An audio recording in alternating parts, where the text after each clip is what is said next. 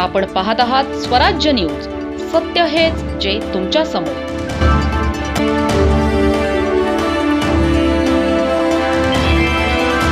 जळगाव जिल्ह्यातील चाळीसगाव शहर पुन्हा एकदा खुनाच्या थरारक घटनेने हादरले आहे. केवळ दुकान लावण्याच्या जुन्या वादातून एका 27 वर्षीय युवकाचा निर्घृण खून करण्यात आल्याची धक्कादायक घटना समोर आली आहे. चाळीसगावच्या लक्ष्मीनगर परिसरात घडलेल्या या घटनेमुळे नागरिकांमध्ये भीतीचे वातावरण निर्माण झाले आहे. अक्षय भानुदास पाटील असे मृत युवकाचे नाव असून तो परिसरात परिचित होता. मिळालेल्या माहितीनुसार दुकान लावण्याच्या कारणावरून आरोपी आणि मृत युवकामध्ये गेल्या काही दिवसांपासून वाद सुरू होता. याच वादाचे पर्यवसन अखेर रक्तरंजित हत्येत झाल्याचे समोर आले आहे.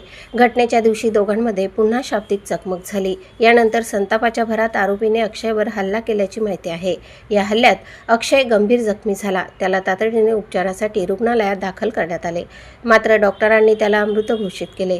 या घटनेची माहिती मिळताच चाळीसगाव शहर पोलिसांनी घटनास्थळी धाव घेतली. पोलिसांनी पंचनामा करून तपासाची चक्रे वेगाने फिरवली. प्राथमिक तपासात एका संशयिताविरोधात खुनाचा गुन्हा दाखल करण्यात आला आहे. आरोपीचा शोध घेण्यासाठी पोलिसांचे पथक कार्यरत आहे. या घटनेनंतर लक्ष्मीनगर परिसरात काही काळ तणावपूर्ण वातावरण निर्माण झाले होते. परिसरात अतिरिक्त पोलीस बंदोबस्त तैनात करण्यात आला. किरकोळ कारणातून घडलेल्या या हत्येमुळे नागरिकांमध्ये हळहळ व्यक्त केली जात आहे. एका तरुणाचा जीव गमवावा लागल्याने कुटुंबावर दुःखाचा डोंगर कोसळला आहे.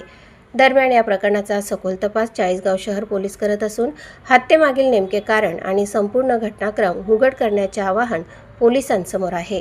दुकान लावण्याच्या वादातून झालेल्या हत्येने चाळीसगावसह संपूर्ण जिल्ह्यात खळबळ उडाली आहे.